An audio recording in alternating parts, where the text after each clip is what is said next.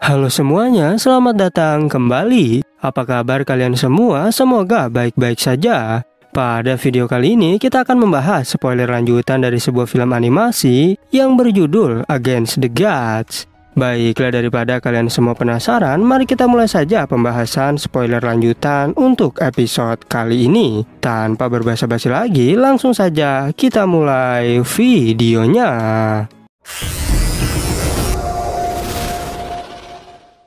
Cerita ini berlanjut, kita diperlihatkan tetua Fan Duanhai yang meminta ampun pada Yunce. Bahkan ia bilang, jika kau tak membunuhku, maka aku akan melakukan apapun yang kau perintahkan. Dan Yunce pun mengampuninya dengan satu syarat, agar kau memberitahu klan Burning Heaven untuk jangan mencari masalah denganku.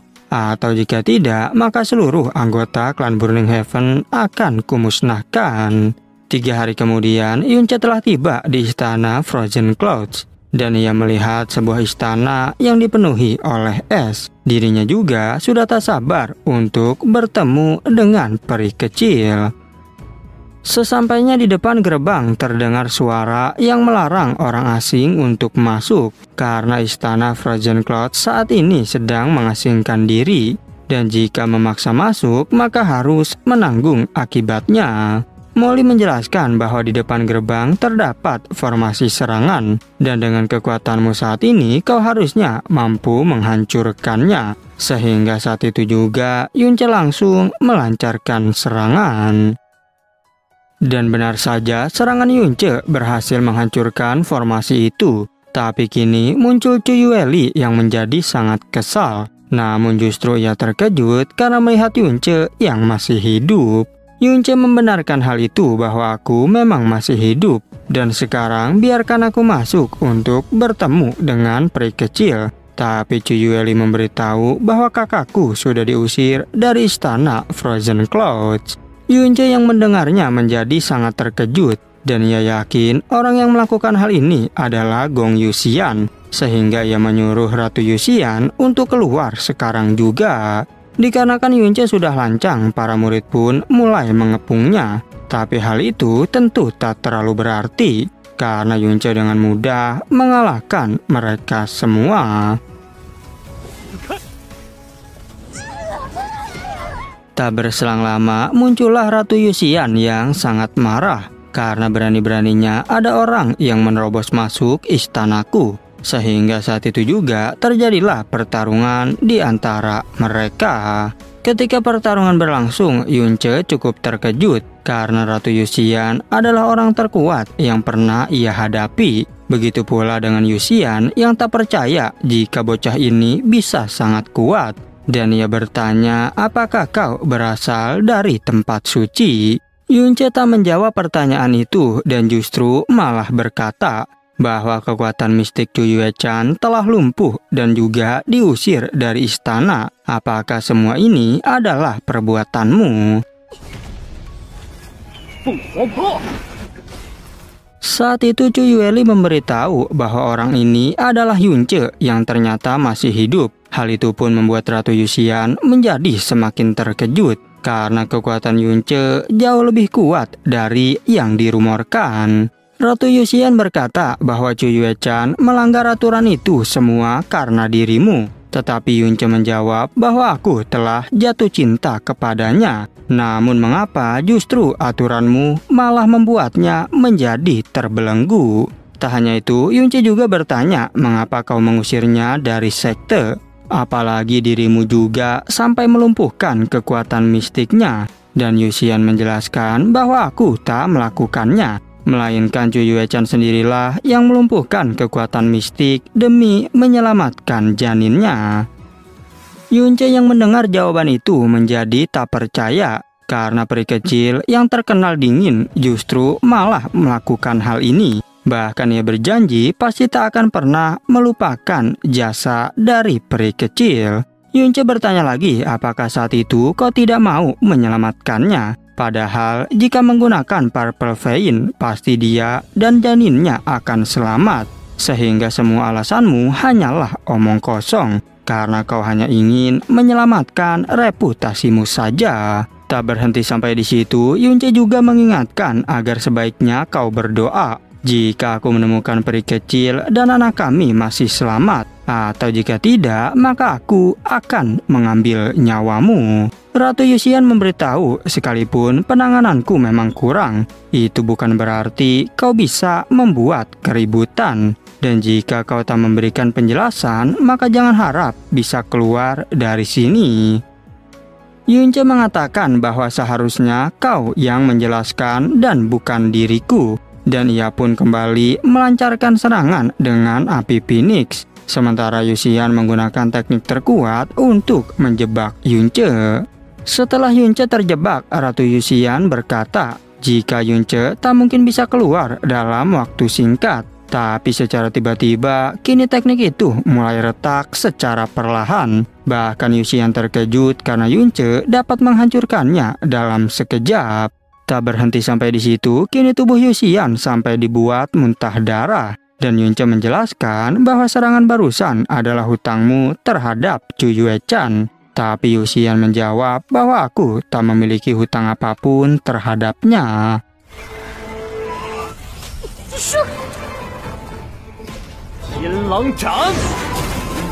Walaupun begitu, Yunce menjelaskan jika kau memiliki hutang yang sangat banyak kepadanya. Karena Cuyue-chan ingin hidup dengan normal, tapi justru kau malah membuang emosi dan kebahagiaannya, bahkan membuatnya seperti patung es dengan emosi yang membeku. Tak hanya itu saja, Yunce kembali melanjutkan, untuk meneruskan pondasi Istana Frozen, kau telah menghancurkan kehidupan banyak wanita, sehingga membuat para murid yang ada di sana sampai tercengang. Meskipun demikian, Yunce merasa cukup senang. Karena kini Cuyue-chan tak memiliki ikatan lagi dengan istanamu. Dan jika bertemu lagi dengannya, maka dia akan sepenuhnya menjadi milikku. Yunce berjalan perlahan untuk pergi dari tempat itu. Sedangkan para murid sangat kesal karena gurunya dihina seperti ini. Namun Yuxian menghentikan mereka karena bagaimanapun juga, mereka bukanlah tandingan bagi Yunce.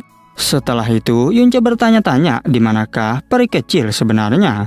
Tapi Molly menjelaskan bahwa berita tentang kau masih hidup pasti akan cepat tersebar. Sehingga kau tak perlu mencari karena ia akan datang untuk menemuimu. Yunce menjelaskan bahwa peri kecil terlalu dingin dan ia tak mungkin melakukan komunikasi dengan orang asing. Karena pasti dia akan membawa anakku ke tempat yang terisolasi. Tak berselang lama, datang Cuyue yang menggunakan Snow Phoenix. Dan ia memberitahu bahwa ini adalah binatang kontrak terkuat di Istana Frozen. Aku memberikannya padamu agar kau bisa menemui kakakku dengan lebih cepat. Kemudian, Yunce pun berterima kasih atas bantuan tersebut. Cuyue menegaskan bahwa aku memberikan burung Snow Phoenix ini bukanlah untuk membantumu. Tapi ini murni demi kakakku saja. Namun Yunce bertanya bagaimana dengan Qing Yue karena aku tidak melihatnya di sana. Cuyue menjawab bahwa 1 tahun lalu Qing Yue menjadi orang pertama di istana yang mencapai lantai 30 es Purgatory. Jadi saat ini ia sibuk memahami Divine Art yang telah ditinggalkan oleh nenek moyang kami. Dan sebagai suaminya, jika kau ingin meninggalkan pesan untuk Qing Yue, maka aku bisa menyampaikan pesan itu saat ia keluar dari sana. Yunce menjawab bahwa itu tidak perlu. Kemudian Cuyue pun segera pergi dari sana. Dan setelah itu, Yunce berpikir bahwa sebelum kembali mencari Cuyue-chan, sebaiknya aku pulang ke kota Floating Cloud untuk menemui kakek dan bibi terlebih dahulu. Karena bagaimanapun juga, aku harus menepati janjiku 3 tahun lalu. Singkat cerita, akhirnya Yunce tiba di istana bulan baru. Namun sebelum itu, Yunce harus menyimpan Snow Phoenix itu agar tidak mengganggunya. Di sana, Yunce bersembunyi di belakang sebuah pohon untuk melihat situasi sekitar. Tapi ia mendengar 2 orang yang sedang membicarakan tentang dirinya.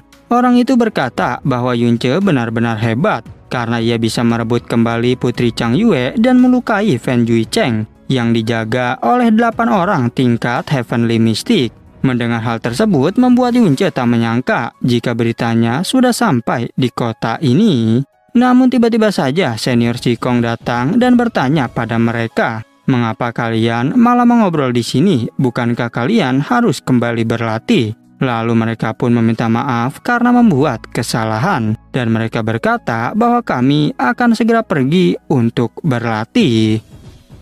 Kemudian Yunce keluar dan menyapa senior Sikong. Melihat Yunce yang ada di sana membuat dirinya terkejut. Namun dengan cepat, Yunce meminta agar senior Sikong jangan terlalu berisik. Yunce menjelaskan bahwa saat ini aku akan kembali ke kota Floating Cloud untuk menjemput kakek dan bibiku. Senior Sikong berkata, "Jika kau kembali ke sini, pasti ada hal penting yang harus kau lakukan. Dan jika itu mengenai istana, mungkin aku bisa membantumu."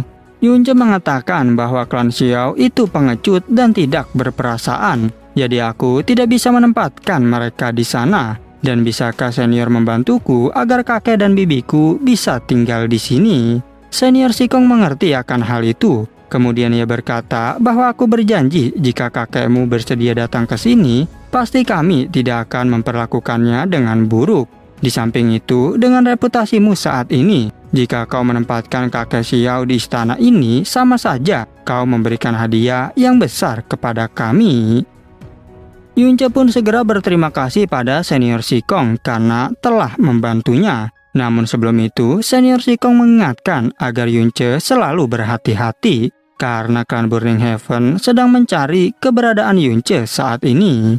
Ia juga memberitahu bahwa beberapa hari lalu aku melihat Fan Juichen, dan menurut rumor saat Fan Juichen meninggalkan istana Bluewind, dirinya kembali ke klan Burning Heaven karena kematian Fan Juebi. Dan saat ini tak ada pergerakan mencurigakan dari klan Burning Heaven. Jadi mungkin ada hal lain yang sedang mereka rencanakan. Yunce menjawab bahwa aku mengerti tentang hal ini. Dan terima kasih karena kau telah memberitahuku. Setelah mengatakan itu, Yunce pun segera bergegas pergi dari sana. Namun sebelum pergi ke kota Floating Cloud, Yunce berpikir untuk berkunjung ke keluarga Xia untuk melihat keadaan paman Xia, yaitu ayah mertuanya. Tetapi saat tiba di sana, Yunce kebingungan karena rumah itu terlihat tak berpenghuni. Lalu Yunce bertanya pada seseorang yang ada di sana, "Apakah kau tahu di mana tuanmu saat ini?" Kemudian pria itu menjawab bahwa tuanku telah pergi setahun yang lalu untuk mencari tuan muda Yuanba. Bahkan tuanku menjual seluruh harta miliknya dan pergi seorang diri. Kemudian Yunce kembali bertanya, "Apakah kau tahu dia akan pergi kemana?" Pria itu menjelaskan bahwa tuanku tak mengatakan tentang tujuannya. Tapi aku ingat saat membantunya mengemasi barang, ia memegang tablet kayu dengan ukiran bulan sabit berwarna hitam di atasnya. Yunce berpikir apakah itu guide pedagang Black Moon. Setelah itu, ia berkata pada orang tersebut bahwa kau tak perlu khawatir, pasti tuanmu akan baik-baik saja. Dan Yunce pun bergegas pergi untuk menemui kakek dan bibinya. Namun di tengah perjalanan, Yunce penasaran di manakah sebenarnya Yuanba saat ini. Dan jika kau telah mendengar kabar bahwa aku masih hidup, maka kembalilah secepatnya. Kemudian saat Yunce sampai di depan gerbang klan Xiao, ia segera mendobrak gerbang tersebut. Tentu saja hal itu membuat penjaga gerbang klan Xiao menjadi terkejut. Bahkan di sana tetua Xiao berkata bahwa aku sudah mengingatkanmu untuk jangan datang ke sini. Dan tetua Xiao langsung menyuruh Xiao Yang untuk segera menghabisi Yunce.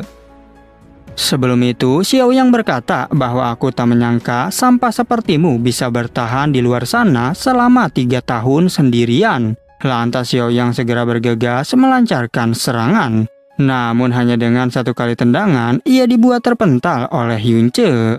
Melihat hal itu, tetua Xiao pun tak tinggal diam. Dirinya juga langsung membalas serangan Yunce. Tapi saat ia memukul tubuh Yunce, kini justru tangannya yang malah kesakitan. Yunce menjelaskan bahwa namaku bukanlah Xiao Ce, karena sejak 3 tahun lalu aku mengubah namaku menjadi Yunce. Dan juga selain kakek dan bibiku, aku tak memiliki hubungan lagi dengan klan Xiaomu. Mendengar perkataan itu membuat para murid dan tetua Xiao sangat terkejut. Murid itu bertanya, apakah kau adalah Yunce yang banyak dirumorkan? Ia menjawab, tentu saja, karena aku satu-satunya Yunce yang ada di dunia ini.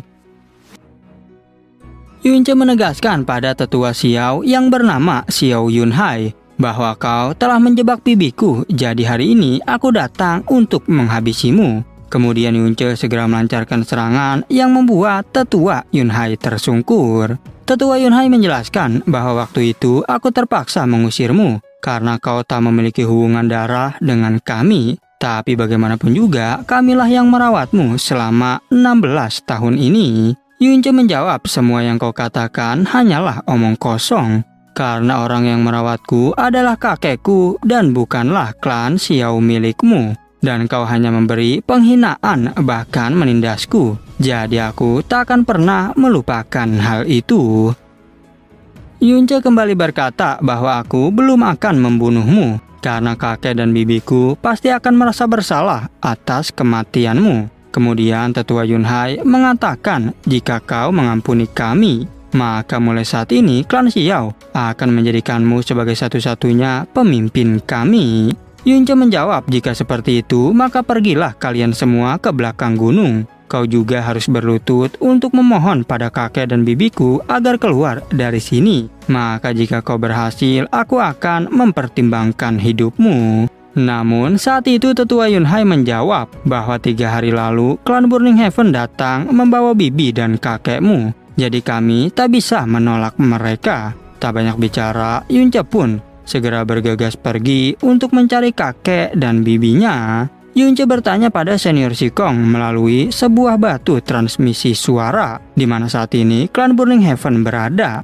Dan ternyata klan Burning Heaven berada di wilayah lembah Blue Fire. Tak pikir panjang, Yunce pun segera pergi menuju ke sana.